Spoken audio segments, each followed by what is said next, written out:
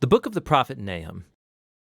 This short prophetic book is a collection of poems announcing the downfall of one of Israel's worst oppressors, the ancient empire of Assyria, and its capital city, Nineveh. The Assyrians arose as one of the world's first great empires, and their expansion into Israel resulted in the total destruction and exile of the northern kingdom and its tribes. The Assyrian armies were violent and destructive on a scale that the world had never seen before, and so Israel and its neighbors were awaiting the downfall of Assyria, which eventually came in the year 612 BC. The Babylonians rose up and began a rebellion that overtook Nineveh and brought down the Assyrian Empire. And so chapter 2 depicts the fall of Nineveh in vivid poetry, and chapter 3 then explores the downfall of the empire as a whole. But this book isn't just an angry tirade against Israel's enemies. The introductory chapter shows us that there is way, way more going on here. The book opens with an incomplete alphabet poem that begins by describing a powerful appearance of God's glory. It's very similar to how the previous book, Micah, began and how the next book, Habakkuk, is going to conclude. And it's God, the all-powerful creator, coming to confront the nations and bring his justice on their evil. And the poem opens by quoting from the famous line of God's self-description after the golden calf incident in the book of Exodus chapter 34. The Lord is slow to anger. He's great in power. He won't leave evil unpunished. And so the rest of the poem goes back and forth, contrasting the fate of the arrogant, violent nations with the fate of God's faithful remnant. When God brings down all the arrogant empires, he will provide refuge for those who humble themselves before him.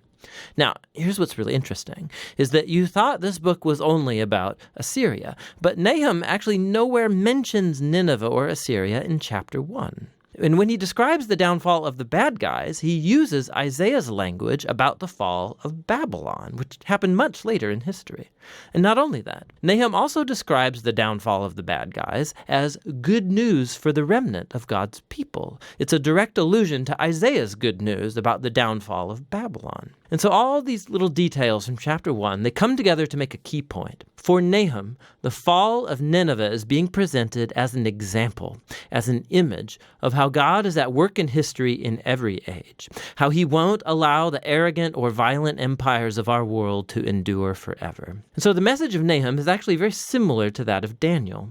Assyria stands in a long line of violent empires throughout history, and Nineveh's fate is a memorial to God's commitment to bring down the violent and the arrogant in every age. With this perspective from the opening chapter, the book then returns to its focus on Assyria. And so chapter 2 describes the Battle of Nineveh and the overthrow of the city in progressive stages. So first we see the front line of Babylonian soldiers, and then we read about the charge of the chariots, and then the chaos on the city walls as the city is breached, then the slaughter of Nineveh's people, then the plundering of the city. Chapter 3 goes on to describe the results of the city's downfall for the empire as a whole.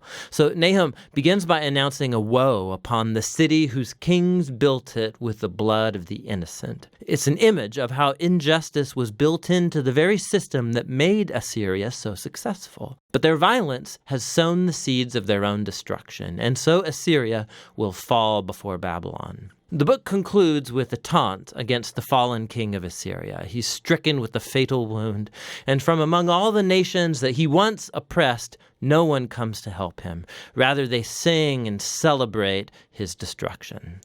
And that's how the book ends. Now, this is a gloomy book, but it's important to see how Nahum's message addresses the tragic and perpetual cycles of human violence and oppression in every age. Human history is filled with tribes and nations elevating themselves and using violence to take what they want, resulting in the death of the innocent. And the book of Nahum uses Assyria and Babylon as examples to tell us that God is grieved and that he cares about the death of the innocent, and that his goodness and his justice compel him to orchestrate the downfall of oppressive nations. And God's judgment on evil is good news, unless, of course, you happen to be Assyria. Which brings us all the way back to the conclusion of that opening poem in chapter 1, which tells us that the Lord is good and a refuge in the day of distress. He cares for those who take refuge in him.